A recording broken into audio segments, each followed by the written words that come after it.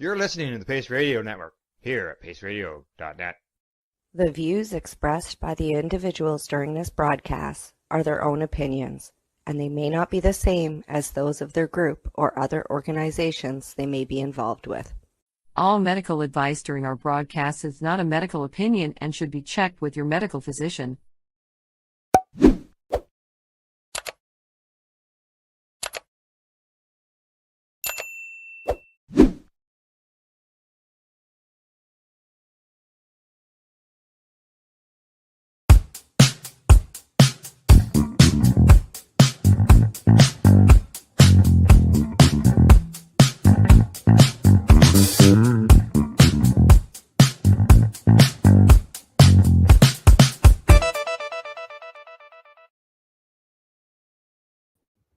Good day and welcome to the Mushie Moment for Tuesday, September 9th, 2020. With me, my awesome co-host Rev Cindy is up in the Okanagan, finishing off her learning to facilitate Kambo, yet another medicine. It's a really heavy detoxifier. It's the Kambo frog. We've spoke about it before. And today I figured I'm just going to, go through a little bit of the current psychedelic news and what's going on, go through a little bit of stuff on microdosing so that people are interested in microdosing. They can learn a little bit about it. So let's start with the first story. This is microdosing psilocybin. Benefits versus risks. It's written by Dr. Ollie Smith. This is from 2025. It's a little bit older. It's February. Psilocybin mushrooms, otherwise known as magic mushrooms, are popular recreational hallucinogens that have more recently come into focus for their potential to treat a range of physical and mental illnesses. This is emerging evidence that psychedelic-assisted treatments may benefit individuals with depression, anxiety, or alcohol use disorder. However, relatively little is known about the growing practice of microdosing psilocybin. This article explores the current research and provides practical advice on microdosing safety. There's a lot more information out there than people think there is. But the more that they put together this type of thing to help people, the better it gets, the easier it gets, the less people have anxiety about trying to microdose for their anxiety. This information is not intended to replace professional medical advice. If you are considering using psilocybin, speak to your healthcare provider. The key takeaways. Microdosing psilocybin involves taking small amounts that avoid hallucinogenic effects, with some reporting benefits for mood and mental health. And generally, it's stated as about 1/10 of a dose or 1/10 of a gram. 100 milligrams would be, a pretty much a standard type microdose, but they range anywhere from to 500 milligrams. Some people, utilize half a gram as a microdose. Research on microdosing's effectiveness is limited and mixed, highlighting the need for further study. But there is lots and lots of studies happening, thankfully. And most of them are proving that it's needed within the realm of trying to heal from, a lot of different brain dysfunctions and disorders. Harm reduction strategies, including medical consultation, are essential for safe psilocybin use. Why do people microdose psilocybin? People microdose psilocybin for a wide variety of reasons. In contrast to regular dosing, the aim of microdosing is not to experience associated changes in perception, commonly referred to as a trip, that larger doses often cause. One 2024 news article asked a group of UK mothers about their motivations for microdosing. They described using psilocybin to feel less anxious, calmer, and happier, aiming to ease the stresses of modern life. Others seek to try microdosing as an alternative treatment therapy for the treatment of common mental health conditions or chronic pain when conventional medications have failed. People consume psilocybin in several ways, including fresh, dried, edibles, or tea. Microdosing is such small amounts. Now, for me, I've used it because of my anxiety, for calming. It changes my mood, makes things makes life lighter. It just takes off a lot of the weight. It compresses the amygdala. It's helped me for my PTSD. It's changed my life. It's the side effects of them are so minimal as compared to a lot of the traditional medications that are given for PTSD or anxiety or any of those type of things. There is no standard definition of a psilocybin microdose. However, researchers have suggested that around 1/10 of a full dose of psilocybin, the amount usually required to experience a trip, could be considered a microdose. This equates to between 0.43 and 0.73 milligrams. Challenging to measure outside of a laboratory setting. This is further complicated by variations in psilocin. Psilocin is the active hallucinogenic compound. That's what the psilocybin becomes within our system to activate in our brain. The content between different species of magic mushrooms will have different amounts of psilocybin and psilocin. A brief history of medicinal psilocybin use. Evidence of psychedelic mushrooms in Mesoamerica dates back to around 3000 BC. Ritual and medicinal use is continued amongst communities and healers to this very day. The Mazatec culture, centered around the Oaxaca region of Mexico, is most closely associated with our perception of therapeutic psilocybin use.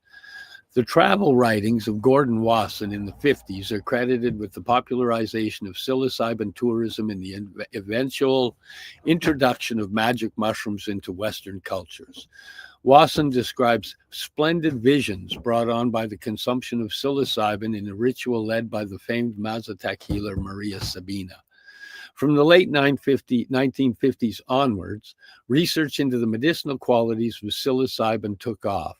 However, this progress swiftly halted in response to the U.S. war on drugs in the late 1960s. It has only been over the last 10 to 15 years that psilocybin research has begun to get started again. Microdosing psilocybin in therapy. Although the current evidence of psilocybin microdosing is limited, some key studies are worth discussing. One 2019 systematic review examined the early evidence of psilocybin microdosing benefits and limitations. Many anecdotal reports of positive experiences were highlighted.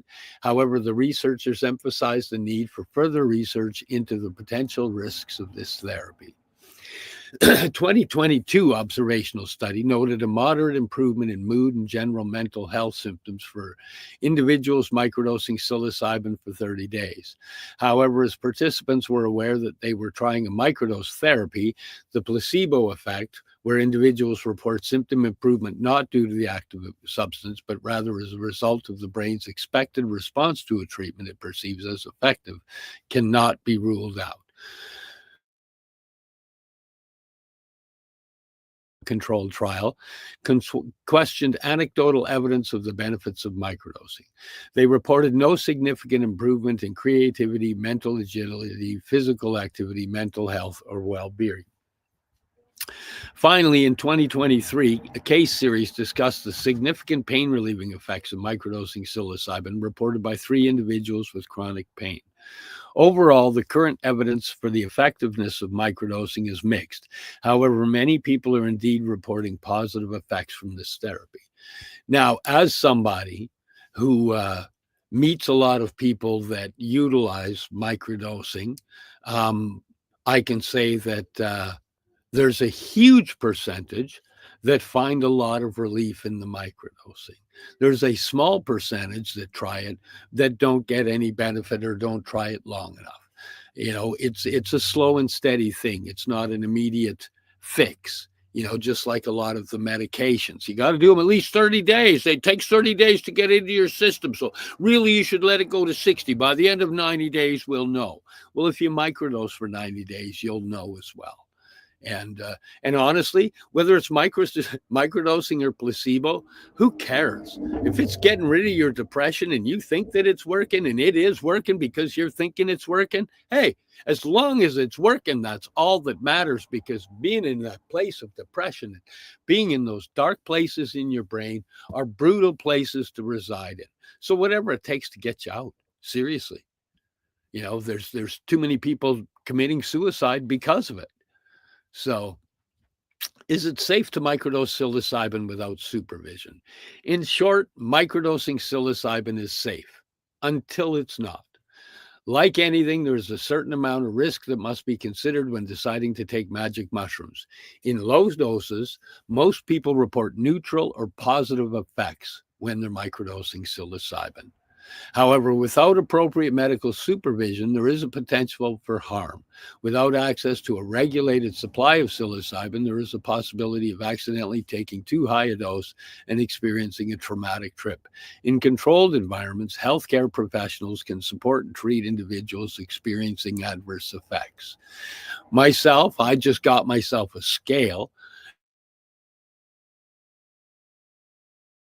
Is probably about where I wanted to start.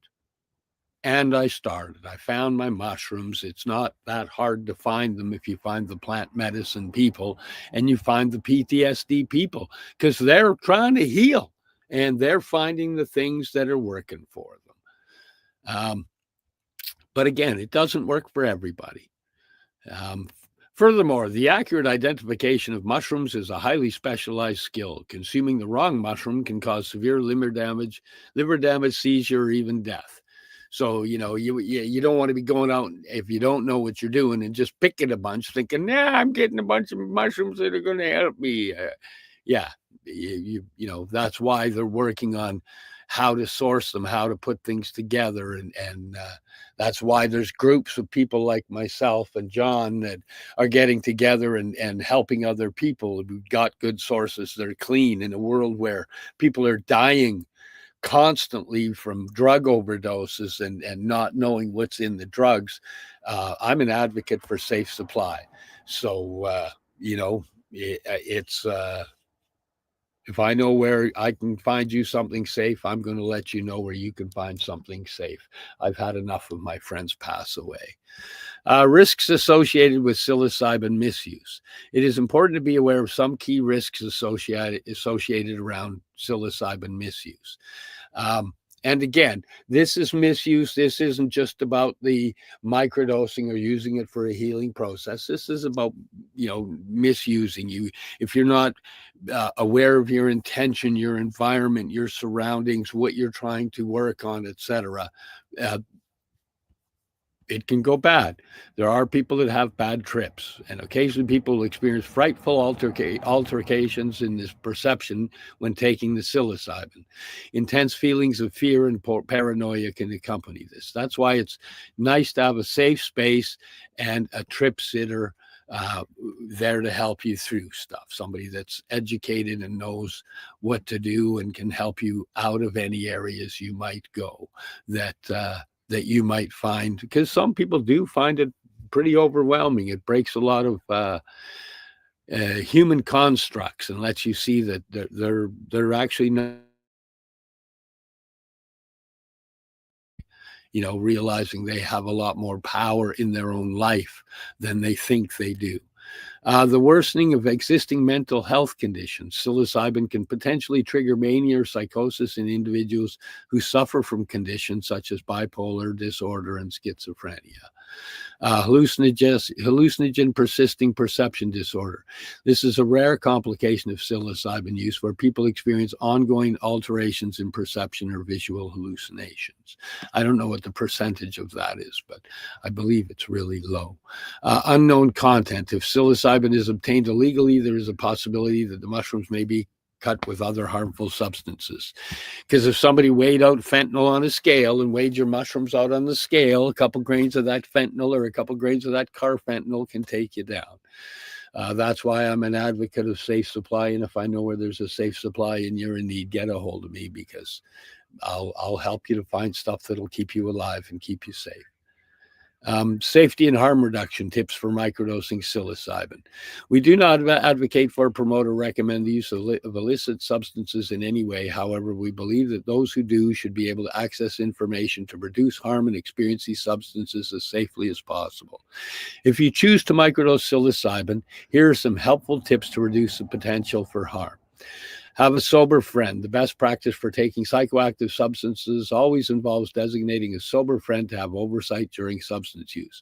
If you are intending to regularly microdose, this may not be practical. At the very least, you should aim to be supervised when microdosing psilocybin for the first time.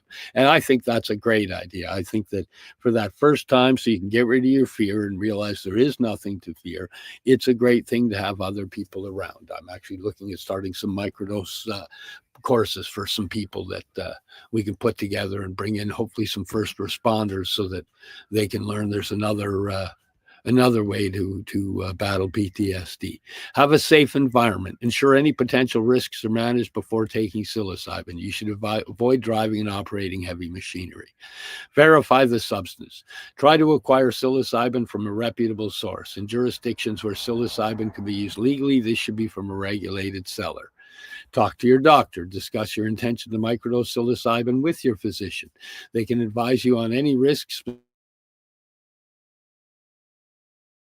medications. More generally, they'll try and talk you out of it until you say, no, I'm going to try it, and then they will give you the info. Is there a risk of developing an addiction to microdosing psilocybin? Research suggests that psilocybin has a very low potential for addiction. Magic mushrooms do not trigger the usual brain pathways and neurotransmitters implicated in chemical addiction. Psilocybin stays in your system for a relatively short time. Its half-life is really short. The effects of repeated use of psilocybin seem to wear off after just 3 days. However, addiction is always a risk associated with psychoactive substances and the way people's brains works, because we fall into patterns and we can be addicted to the patterns because the pattern is we get a dopamine hit before we're going to take that microdose. And because of the dopamine hit and the excitement that, we will create an addiction to the dopamine actually. There is also a slight potential for behavioral addiction when microdosing psilocybin. People who microdose may seek to increase the amounts consumed if they do not notice a continued positive effect. It is essential that dosing is appropriately controlled to avoid this happening. Is there anyone that shouldn't microdose psilocybin? Although microdosing magic mushrooms may be generally safe, there are a few groups for whom this is not recommended. Individuals with a pre-existing history of specific mental health conditions. It can potentially trigger mania or psychosis in people with bipolar or schizophrenia.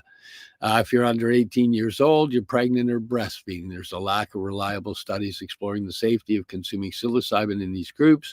And if you've had previous negative experience with psilocybin, people prone to experiencing bad trips are likely to have continued negative experiences because they're going to go into it in fear because they're afraid they're going to, end up having those issues. So that's one of the news stories here. The other one I got a couple of them here. So let me share this screen again. And I'm going to go up to this one. Let's share it. Reload. There we go. Just going to check and verify it's showing on here. Add to the stage. I'm going to make it this. So it just, no, not that one. Is it this one? Hello. Uh-oh.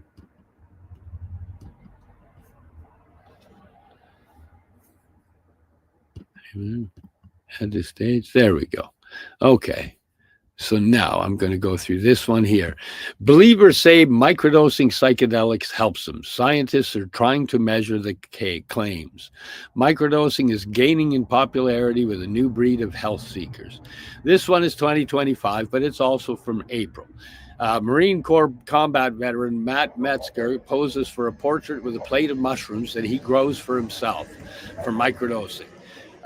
This was in Olympia, Washington. Microdosing is gaining popularity with a new breed of health seekers. These self-experimenters take a small amount of psilocybin mushrooms or LSD to try to reduce anxiety, stress, and depression. Some claim the practice gives them access to joy, creativity, and connection they can't otherwise get. This isn't a full-blown acid trip or even close. If you see visions, it's not a microdose. People who microdose don't do it every day. Instead, they take tiny doses intermittently on a schedule or when they feel it would be beneficial. So there's a few different schedules. There's a 5 days of microdosing, 2 days off. There's every second day. There's 3 days on, 2 days off, 3 days on, 2 days off. There's a bunch of different ways to microdose, and really you should do your research, find them, try each of them, find the one that works for your particular thing you're trying to work with. It'll repair certain patterns or help you with certain cognitive patterns, etc. One small study suggests any psychological benefits come from users' expectations, the placebo effect, but the science is still new and research is ongoing. Great. If it's working and helping people, great. The substances are illegal in most places, but the wave of scientific research focused on the benefits of supervised hallucinatory experiences has spurred Oregon and Colorado to legalize psychedelic therapy, further opening the door to microdosing. A handful of cities have officially directed police to make psychedelics a low priority for enforcement. What are people who microdose reporting? I started that I hadn't had in so long, said Marine Corps combat veteran Matt Metzger. He grows his own mushrooms in Olympia, Washington, where psilocybin is being decriminalized. Taking small amounts of psilocybin helps him cope with PTSD, he said. In Loveland, Colorado, Aubrey Gates said microdosing psilocybin has made her a better parent and enhanced her creativity. It makes you feel viscerally in your body in a new way of being, a more healthy way of being, Gates said. And so instead of just thinking with your conscious mind, oh, I need to be more present, you feel what it feels like to be more present. Yes, it brings you into the present moment. It has absolutely changed my life.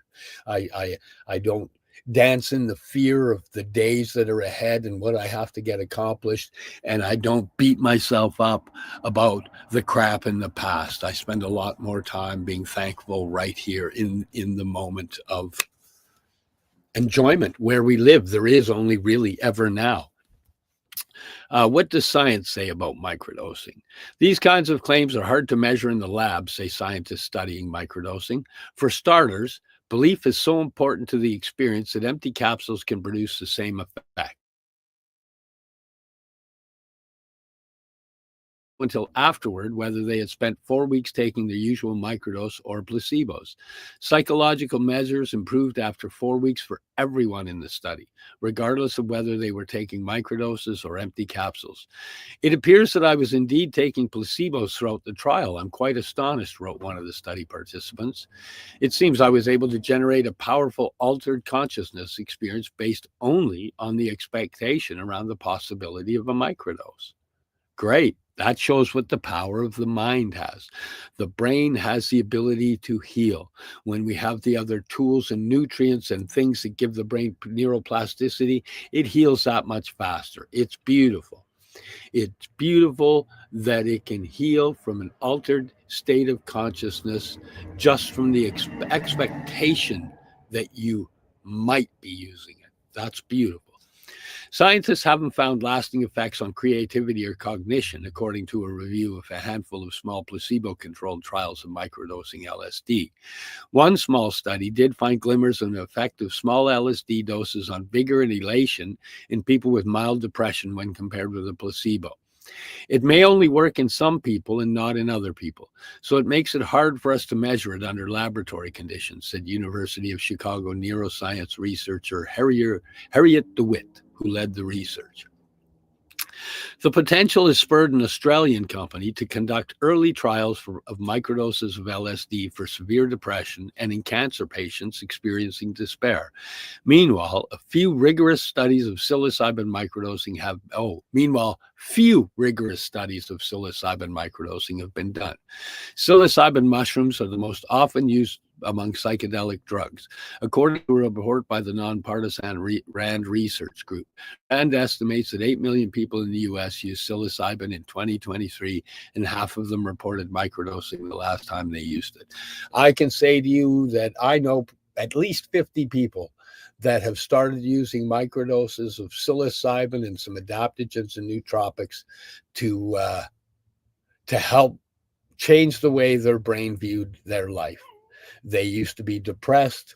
They used to be beating themselves up, myself included, dancing in the dance of PTSD. It's changed my life. It's made me a better person. It's made me dance in less fear. It's healing. It's fixing the pathways in my brain. It's allowing me to be more cognitive and more present and more in this place. A few words of caution about microdosing. Even microdosing advocates caution that the long-term effects have not been studied in humans. Other warnings.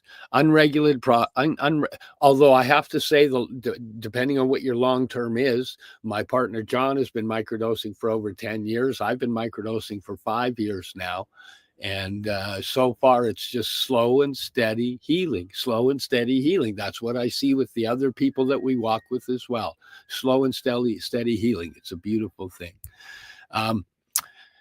Other warnings. Unregulated products from shady sources could contain harmful substances, and accidentally taking too much could cause disturbing sensations. The nonprofit Fireside Project offers free phone support for people during a psychedelic experiences and received hundreds of calls about microdosing. People may call just to simply process their experience, said project founder Josh White, who microdoses the plant iboga and LSD to continue to deepen the inside of my life. He gained a full-blown psychedelic experience. Balas Segedi of University of California, San Francisco, who studied microdosing, said it may be a way to harness the placebo effect for personal benefit. Beautiful. It's like a self-fulfilling prophecy, Segedi said. People who are interested in microdosing should give microdosing a try, but only if they're enthusiastic about it, if they have a positive expectation about the benefits of microdosing. So I hope some of that story has helped you. It's, microdosing has absolutely changed my life. Seriously, it's just done wonders for me. And, I can't say enough about it. Let's go to this story here. I'm going to share this one. This is microdosing for mental health. This is from Medical Life Sciences News. Microdosing for mental health. Hyper hope. Microdosing psychedelics, typically lysergic acid or LSD or psilocybin, has recently gathered attention for its potential to improve mental health, although self-reported benefits include heightened creativity, mood enhancement, and reduced symptoms of depression. Let me just make sure I got that up there. Hang on. I want to add this to the stage so you guys can see it as well. Okay, so let me get back to the story here. Oh. Well, I just lost that story. I clicked the wrong button and lost it. So instead, we're going to take you to this one.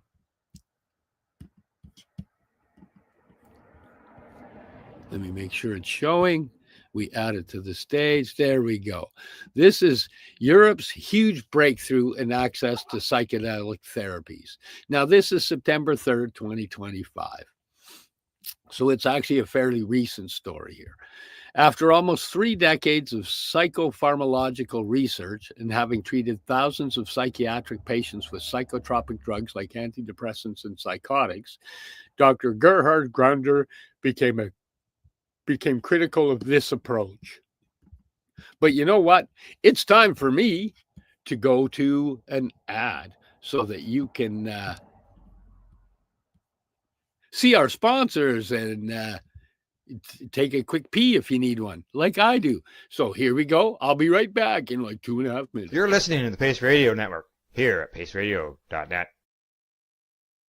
Camelford Lifestyle Shop, open Monday to Friday from 10 till 7 p.m.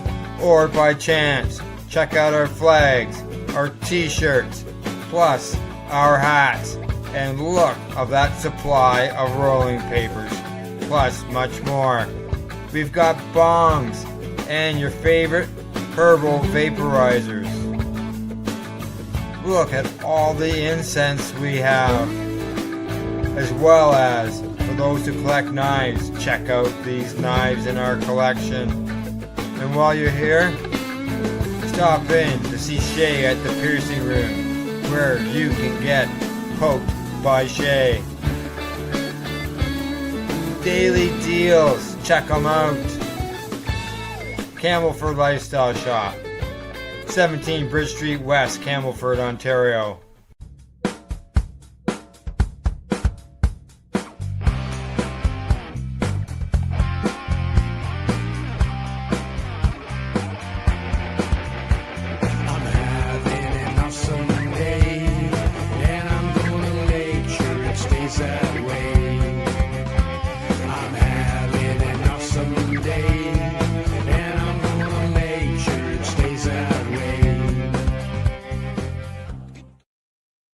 Limestone City Hydroponics is Kingston, Ontario's hydroponics shop. Take your growing to the next level and create the optimal environment with a tent kit, or maximize your yield with an ebb and flow flood table kit. Either way, Limestone City Hydroponics has more sizes and options to fit your needs. Are you looking for the power of the sun that adapts to your budget? Then look no further, as they have professional grow lighting. They have indoor grow systems that are easy and cost effective, with many options to fit your living space and lifestyle. Cultivate your growing potential. We have everything you need to succeed. And if you can't make it to the store, they offer local delivery to the greater Kingston area. Remember, when you're looking for experts to help you grow, then look no further than the locally owned Limestone City Hydroponics, 105 Sunderland Drive in Kingston, Ontario. Call them at 613-548-0420.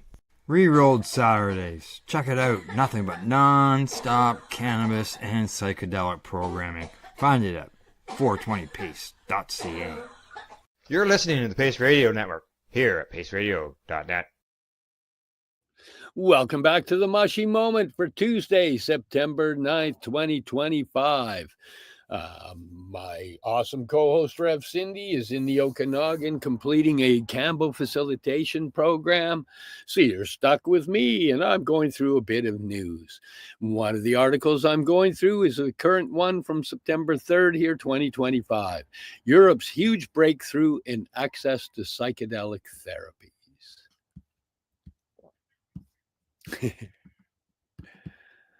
Okay, let me get back to the thing. So I'm going to start again, just, because I interrupted it. But again, this is September 3rd, 2025. After almost 3 decades of psychopharmacological research and having treated thousands of psychiatric patients with psychotropic drugs like antidepressants and antipsychotics, Dr. Gerhard Grunder became critical of this approach. At a certain point, I thought, we have to do something different. The professor of psychiatry and head of molecular neuroimaging at the Central Institute of Mental Health in Mannheim, Germany, told Filter. That's when I started to become interested in psychedelics. At a time when many countries face mental health crises and access to effective therapies is limited, psychedelics represents an exciting new frontier. And after decades of prohibition, a number of European nations are now taking steps toward increasing access to these treatments. A growing body of scientific research is pointing to psilocybin in particular as a promising therapeutic for depression, along with other mental health conditions in patients who have not responded to conventional treatments. We had some patients who had taken 20 different antidepressants without success, and we have seen some amazing improvements. I'm one of those people that tried multiple antidepressants without success, and I've seen amazing improvements. Grunder began researching psychedelic-assisted therapies in 2021. He led the episode study, which concluded in 2024, and is said to be the largest academic clinical trial of its kind, investigating the effects of psilocybin in combination with psychotherapy in 144 patients with treatment-resistant depression. According to Grunder, the findings, which are yet to be published, show that around a third of participants experienced significant benefits. We had some patients who had taken 20 different antidepressants without success, and we have seen some amazing improvements. We had patients who are still in remission 2 years after the single dose, he said. I believe we had the opportunity to treat patients with second or third dose. We would really change the trajectory for them and increase the number who responded. This study, along with the growing wider evidence base, played a critical role in the approval of Germany's first compassionate use program for psychedelic therapies and mental illness, the first of its kind in the European Union. On July 11th, the Federal Institute for Drugs and Medical Devices gave the go-ahead for 2 medical facilities, the CIMH in Mannheim and the OVID clinic in Berlin, to offer psilocybin in exceptional cases to adults with treatment-resistant depression under the direction of Grunder, who made the application. While no drugs containing psilocybin have been authorized for medical use in the EU, Germany's expanded access program permits the use of as yet unapproved therapies in patients suffering from serious or life-threatening illnesses. Now that this first milestone has been reached, other German research and medical institutions are expected to join the program. To be eligible, patients must meet strict criteria, such as not responding to treatment with approved drugs and being unsuitable for clinical trials. Even so, with around 5.3 million people in Germany living with depression and around a third of cases thought to be treatment resistant, demand is expected to exceed supply. While the program currently allows for up to 200 patients, there are already over 100 on the waiting list, and the 2 facilities will only have the capacity to treat around 50 people in the first year. Now that this first milestone has been reached, however, other German research and medical institutions are expected to join the program. I think within the next 12 months, we will have more sites in Germany that can treat patients, Grunder said. Then we might see up to 500 patients, but this is still a small number compared to the demand. Building the real-world evidence base. Compassionate use programs cannot replace approval of psychedelic medicines such as psilocybin, Grunder said, and there is still work to do to integrate these therapies into the standard treatment of mental illness. However, the developments in Germany are likely to pave the way for further advances. I think our program will inspire other clinicians and researchers to start such a program in their country. Hopefully Canada starts a bunch of them here, Grunder said. Well, I said that part. I'm sure 12 months from now, we will have several more programs in Europe.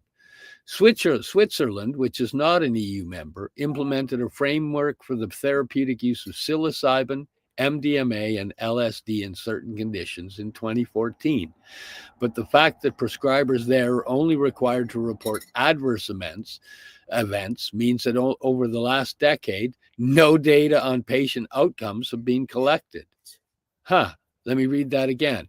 The fact that prescribers there are only required to report adverse events means that over the last 10 years, no data on patient outcomes has been collected.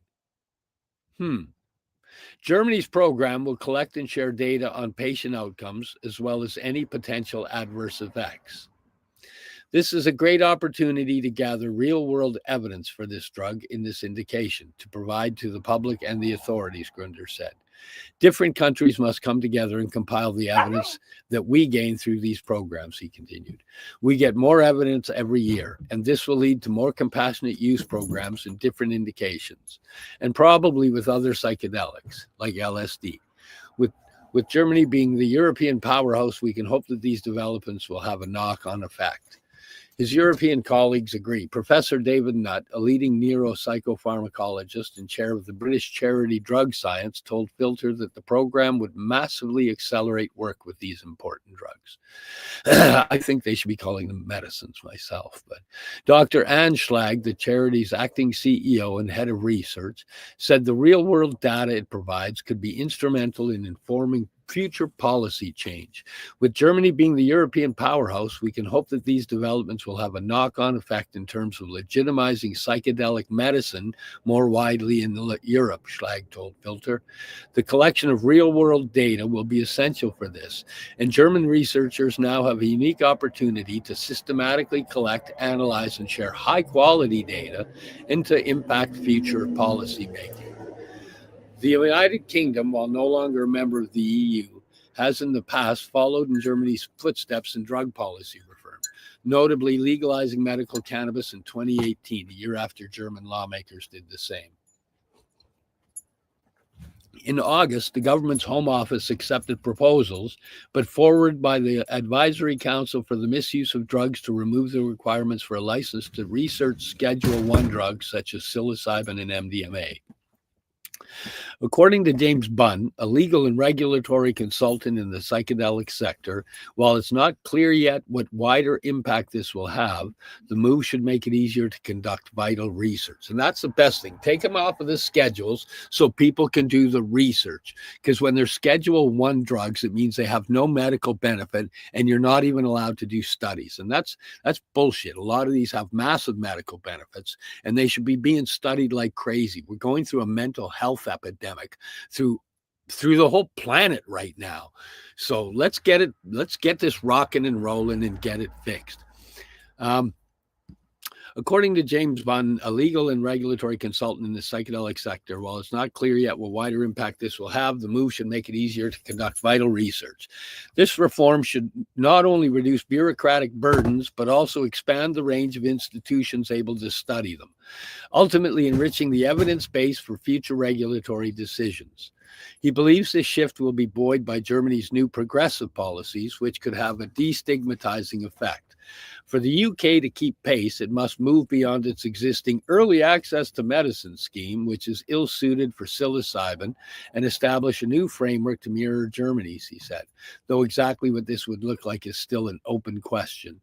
We've got a limited amount of time to put the infrastructure and regulation in place to fill the vacuum that psychedelics will find themselves in.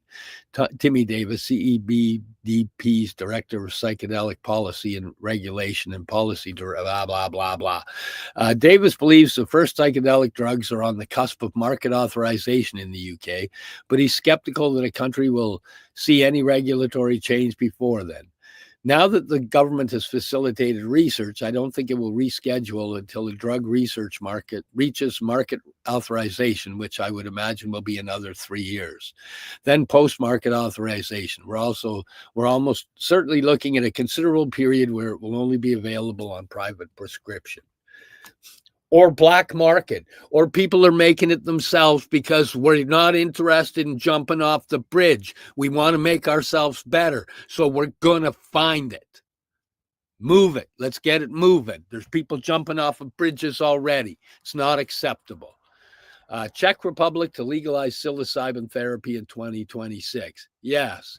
In the meantime, in the Czech Republic, an amendment to legalize psilocybin therapy has recently passed through the entire legislative process.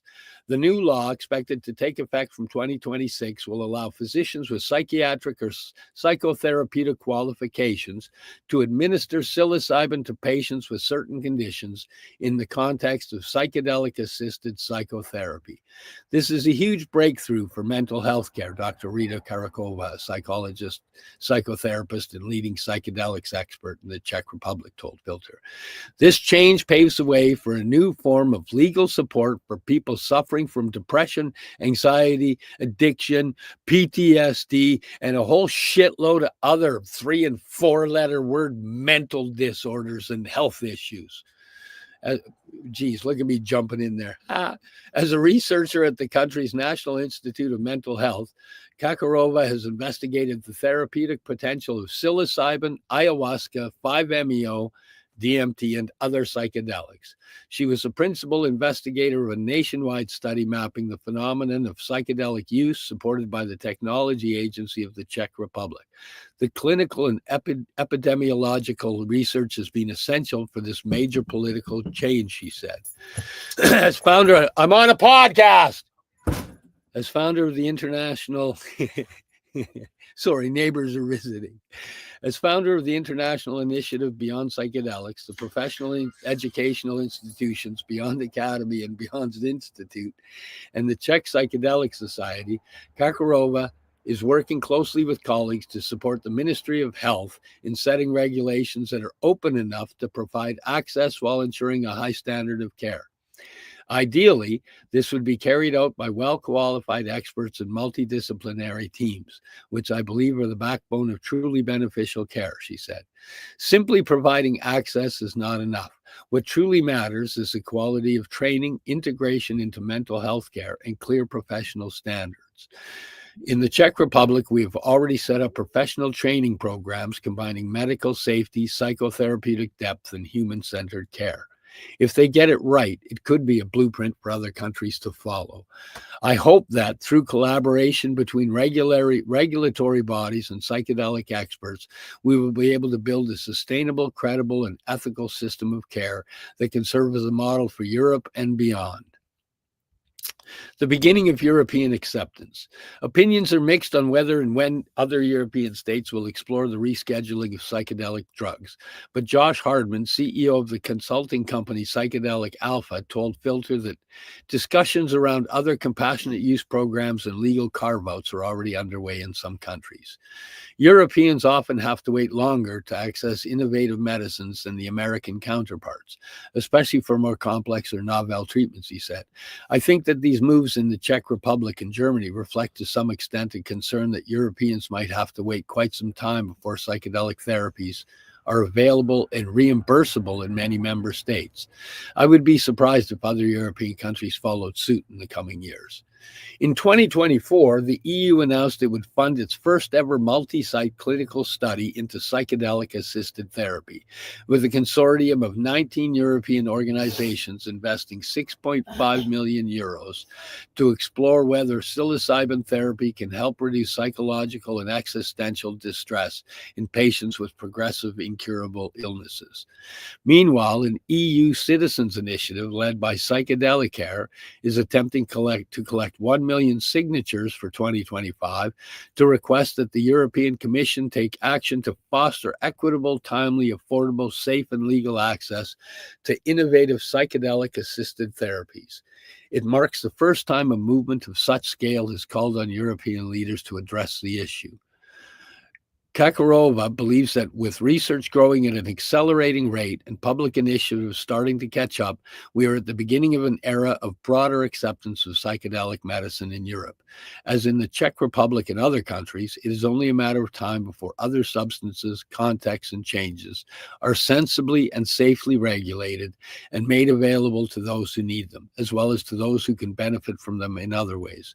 Kakarova said, "This is the pursuit of better mental health and well-being for millions, and hopefully the planet." It would be great. It would be great if we could start dropping this stuff in and helping the planet. I got another one here that I'm going to share with you. It's what Western medicine, what Western medicine can learn from the ancient history of psychedelics. Often, after more than 10,000 years of use, the ancient cultures and indigenous communities who use plant medicines may hold lessons for today's psychedelic renaissance. In a cave nestled into the rocky vastness of the Andes in southwest Bolivia, amid rubble and llama dung, in 2008, anthropologists discovered a small leather bag, which had once belonged to a shaman from the Tiwanaku civilization, a pre-Columbian empire in the southern Andes, more than 1,000 years old. Inside, they found a collection of ancient drug paraphernalia. This included a snuffing tube, spatulas to crush the seeds of psychoactive plants, and traces of chemicals ranging from cocaine to psilocin, psilocin being one of the active hallucinogens within magic mushrooms.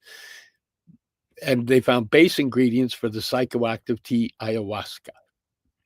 Experts believe that the shaman's bag represents a unique window into the relationship between ancient civilizations and powerful hallucinogenic drugs. The substances found within the bag are also of growing interest to today's medical researchers. Psychedelics such as MDMA, LSD, and psilocybin, and other compounds found in magic mushrooms, as well as ketamine, have been gaining attention in the Western world as possible way to tackle burgeoning mental health crises.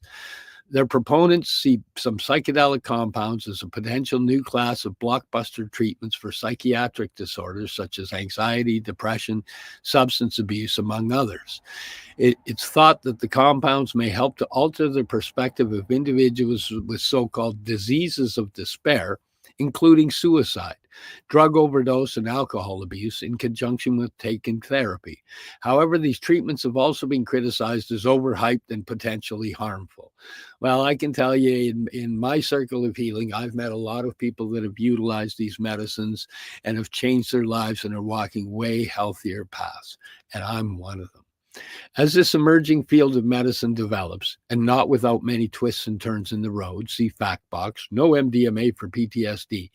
It had been applied in the U.S. to get MDMA used for PTSD, and it was turned down.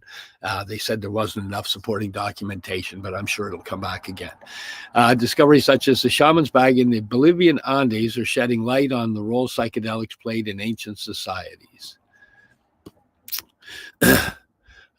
Here, I'll read you that on the MDMA for PTSD. Taking psychedelics drugs through the approvals process to become medicines takes on a great deal of research.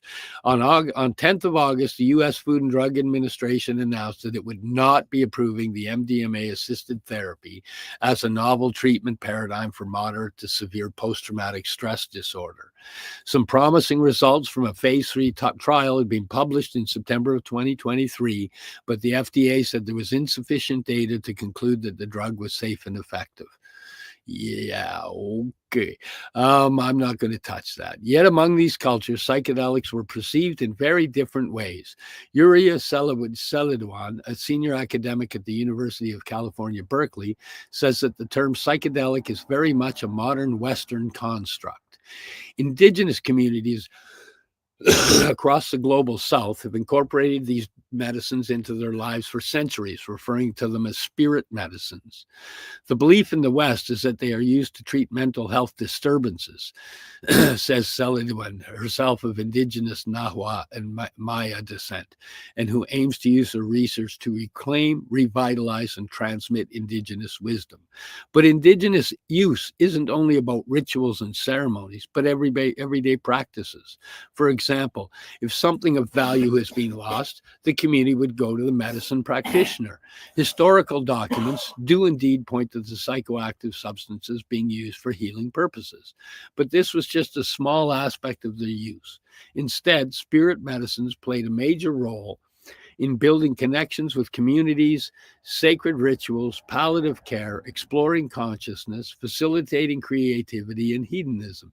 Records show that the ancient Greeks and Romans held seasonal rites involving the ingestion of a psychoactive drug called kykeon, which contained LSD-like hallucinogens. But Osiris Sinhu Gonzalez Romero, a researcher at Harvard's University Center for the Study of World Religions, who documents the history of indigenous knowledge, says that psychedelic use likely stretches back much further in human history.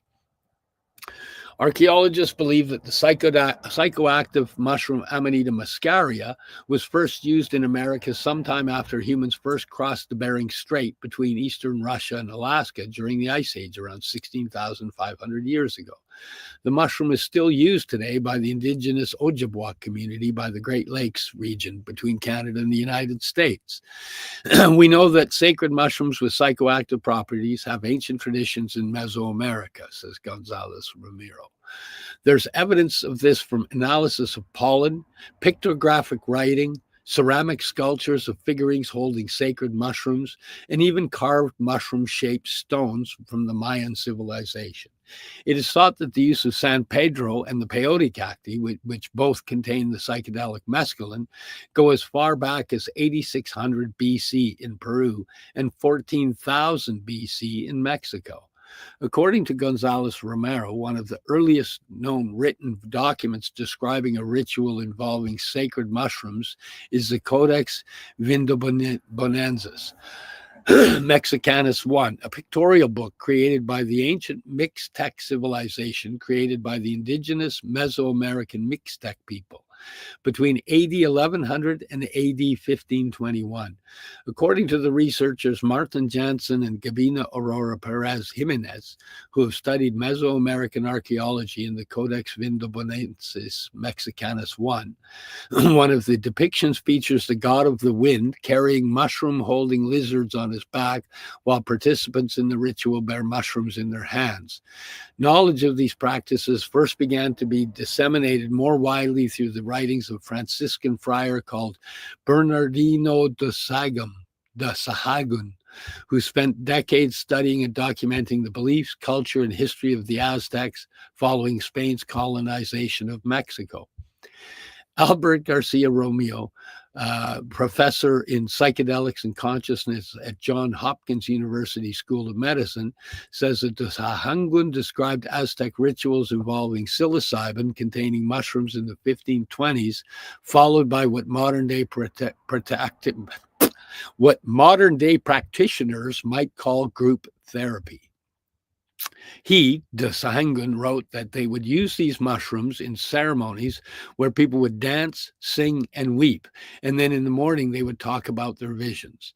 But Celadwin says that for Western society to fully appreciate why indigenous communities have long valued these ceremonies and held these substances in such regard, it requires understanding the very different belief systems for interacting with and interpreting the world around them. There is a growing interest within Western medicine in the use of psychedelics as a way of shifting perspective with the assistance of psychotherapy, helping people to process trauma and altering the patterns of introspection thought which can take hold in conditions such as anxiety and depression. However, Celadwin says that while psychedelic use in the West focuses on the individual, much of the use of psychoactive substances in ancient cultures across Americas and the global South has always been based around interacting with the natural and spirit worlds. In most of these traditional cultures, we don't have that sense of division between what is human and the natural world. We believe we are always interacting with living, responsive consciousness all around us, and when we use spirit medicines, we're looking for communication and to restore balance with that world. So the context is never individual well-being or mental health, but the collective well-being of the environment as a whole, she says. Garcia Romeo agrees, saying that among the indigenous communities in the Colombia, Brazil, and Mexico, psychoactive substances are used to communicate with their ancestors, access other realms of being, and gain information about the world around them. I'm going to leave that one there. What I am going to do is quickly, before it's time for me to share the ending, I just want to come in here and share this, because a lot of people don't understand that Harvard has a whole section of psychedelics.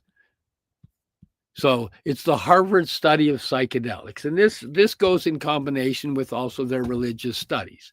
But you know, this is their latest news, unveiling the mystical, how scholars are advancing psychedelics. Just call it weed, an Arabic edible. Legal battles rages over reopening a Detroit psychedelic mushroom-using church. You know, there's lots here, and they do massive studies. So if you're interested in studying psychedelics and learning about psychedelics, and you wanted to get a Harvard degree, hey, I think you could pop right in there and probably get one. Anyways, we're coming up on the end of the show, so I've got to say goodbye. Thank you for joining me here on Tuesday, September 9th, 2025. Hopefully, you found it informative and got a little information. Thanks for hanging with me and enjoying. And we'll see you next week on the Mushie Moment. Much love. You're listening to the Pace Radio Network here at paceradio.net. The opinions of the individuals during this broadcast are their own, and may not be the opinions of their group or other organizations they may be involved with. All medical advice during our broadcast is not a medical opinion and should be checked with your medical physician. Enjoy the buzz of legalization with Campbellford Lifestyle Shop. From lights to plant nutrients, books, consumption accessories, and more, we've got all your basics to grow or consume cannabis. Visit our info center or take a look at our piercing services and body jewelry, now available in-store through Campbellford Lifestyle Shop, 17 Bridge Street West, Campbellford. Limestone City Hydroponics is Kingston, Ontario's hydroponics shop. Take your growing to the next level and create the optimal environment with a tent kit, or maximize your yield with an ebb and flow flood table kit. Either way, Limestone City Hydroponics has more sizes and options to fit your needs. Are you looking for the power of the sun that adapts to your budget? Then look no further, as they have professional grow lighting. They have indoor grow systems that are easy and cost effective, with many options to fit your living space and lifestyle. Cultivate your growing potential. We have everything you need to succeed. And if you can't make it to the store, they offer local delivery to the greater Kingston area. Remember, when you're looking for experts to help you grow, then look no further than the locally owned Limestone City Hydroponics, 105 Sunderland Drive in Kingston, Ontario. Call them at 613-548-0420. We are people advocating cannabis education here at paceradio.net.